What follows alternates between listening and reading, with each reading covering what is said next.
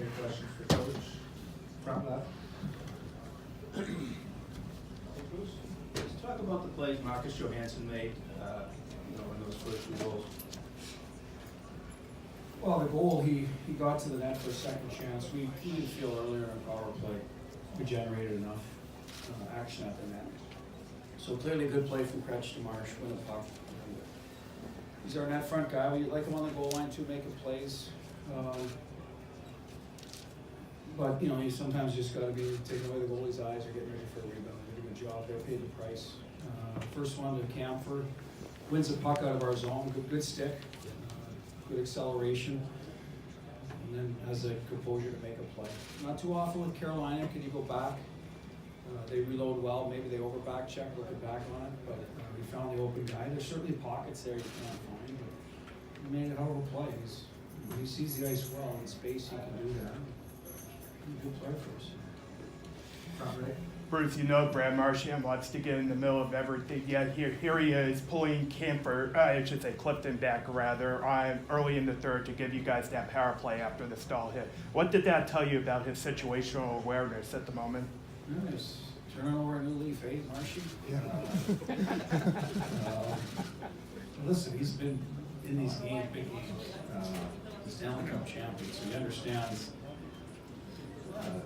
maybe a little more than meets the eye sometimes. If there's a time and a place you really got to be disciplined. I mean, you got to be disciplined all the times, but there's certainly other times you really got to put yourself in check. So it was great for him to do that. It helped us, right? We had the early penalties, so we started to get frustrated. We saw that with Crowley's penalty, and then we kind of settled in and realized, that tough is winning puck battles. Toughness is going to the front of the net. Toughness is blocking shots. It's not how you react in a scrum. So we figured it out eventually, and they took some. And, good for Brad. We put an A on his shirt at times this year for a reason, and I'm glad to see that he made that decision tonight with the underdog.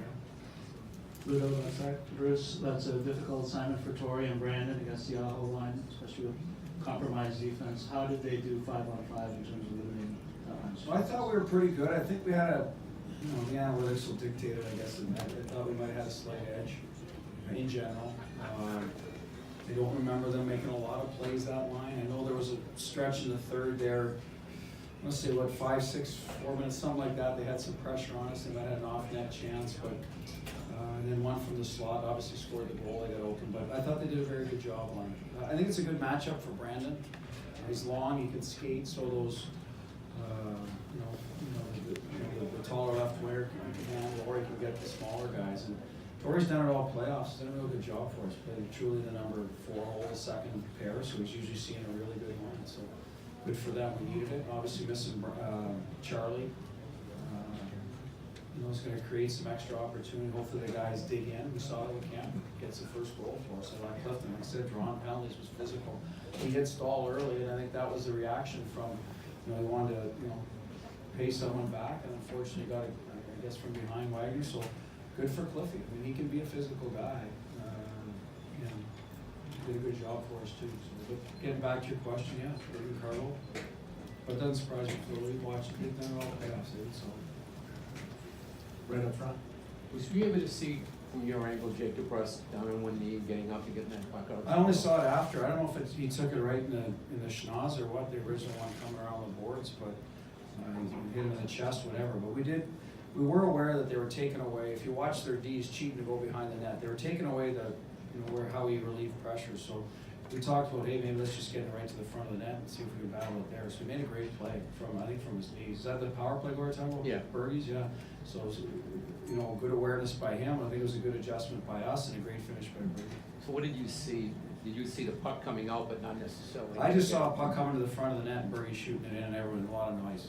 Like I said, for me, it's a lot of noise. If it's for us, I'm happy. If it's for them, I'm pissed. That's just the way it works, I think. And then you dig in and watch the replay and see if there's anything going on. Front right. Hey Bruce, the power play, you don't score in that first one. What are they doing to not get so frustrated and not sort of let it snowball and when they get the next power I think it did plays? a little bit, to be honest with you. We did get frustrated. We didn't get in. We have to make some adjustments there. We talked about different things you can do until you live it.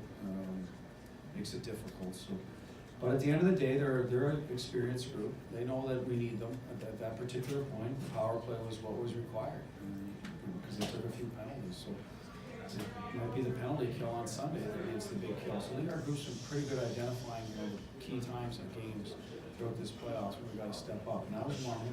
It's a big goal for us, both of them, really.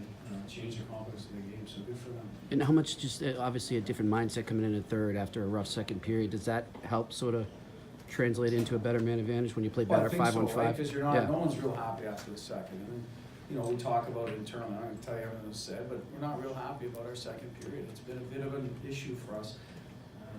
So the guys, they know they got to dig in. It's just the way it is, and it's not magical. It's usually you got to outwill the guy on the puck. Like you take their second goal. We lost 4 puck battles continuously on the way up the ice. They won 4. Let's put it that way. So we had to do more of that. We did. On those goals, we won some pucks. JoJo won one in front, and Jake makes a great play. And Bergie finds one and wins it in front. And that's the way it goes after that. I thought we did a good job in that area. Time for 2 more for Coach Matt on the far left. What is with Steve Camper getting a goal that quickly? Do you kind of for everybody's confidence in him and just kind of the team's energy as a whole? Well, it's good more for the group, I think. I mean, obviously the individual's happy. Don't get me wrong, but the whole bench, the way our team is constructed, the way those guys want to play for one another, I think it means just as much to the rest of the guys. See, hey, this guy hasn't played in a while. He's ready. He's on time. He catches a pass. He doesn't, he's not flustered. He zips it in a good spot. So it just tells you that, the preparation and maturity of Steve too. So to be able to jump into that spot, not get flustered. But I think it means just as much, like I said, for the group to know that the next man up. I mean, you've expression around Boston's been here for a while, and we're certainly buying into it. Last one for Coach on the left side. Coach, Chris Wagner talked about being more comfortable with the puck on a stick, and obviously the last goal was an example of that. Can you talk about how that's been fostered throughout the season? Well, Chris found his rhythm offensively second half of the year, and I think he had a career year of goals-wise. So clearly that has something to do with confidence, something to do with playing time, maybe his line mates. But this playoff, he hasn't been quite as comfortable. But tonight, I think he had 5 or 6, 7 shots. He's played now consecutive games, so part of that's on the staff, me, to make sure that you build his confidence. And most players need that, a little trust of the staff. So he's earned that now. We just made different decisions as we went along. That's our right. But I think for him now to find that secondary scoring, it's been a big part of our success here in the playoffs. It hasn't been one line or a shutout. It started with, we've seen with his line mates, Nordy, Corrali have done it. Johansson, Coyle early. So the more you get from there, Camphor tonight, Wagner, it's going to lead to success generally. All the stories of previous teams that win, you look back, and it's usually there is some level of secondary scoring we're getting. Thank you, Coach.